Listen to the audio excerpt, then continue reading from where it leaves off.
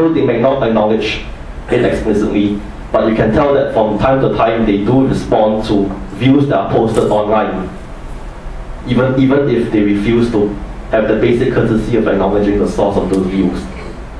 Now, a case in point was this episode about the permanent secretary Tan Yong-soon's very expensive cooking course in France. Basically, his family went for a 3-week culinary course, costing a total of $46,500. And he came back to brag about it in the Straits Times.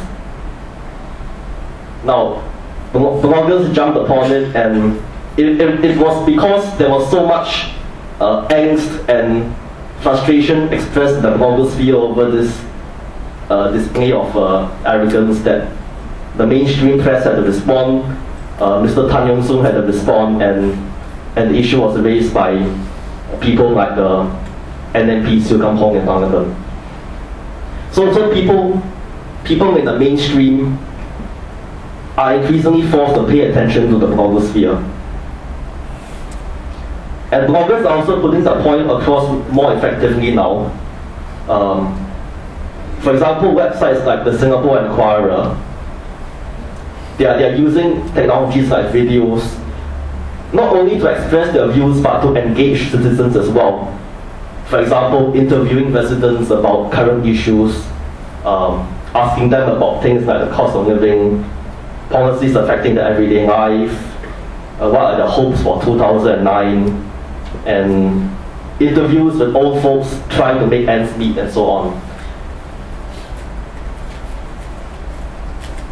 And the Singapore Enquirer, with regards to the Tan Yong-soon issue, also had the brilliant idea of emailing them to ask him what was the reason for his why he acted that way. So this is a sign of taking a more proactive step, rather than just sitting behind the keyboard and waiting for things to happen. So in the next phase, we need people, we need bloggers, citizen journalists, not just to sit behind the comfort of the keyboard, but to actually come out and bring their views to the ground. Right? That means to make their views really accessible to the mainstream public. And this is where the real challenge is, because the government is in control of print media.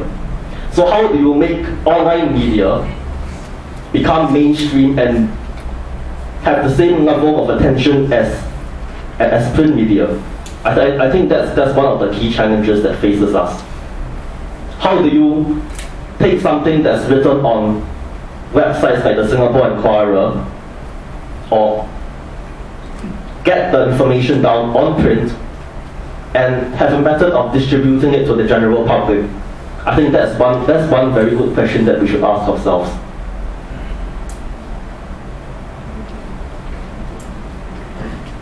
So going forward, I think there's a lot more that can be done. The PAP will put all kinds of obstacles in our way.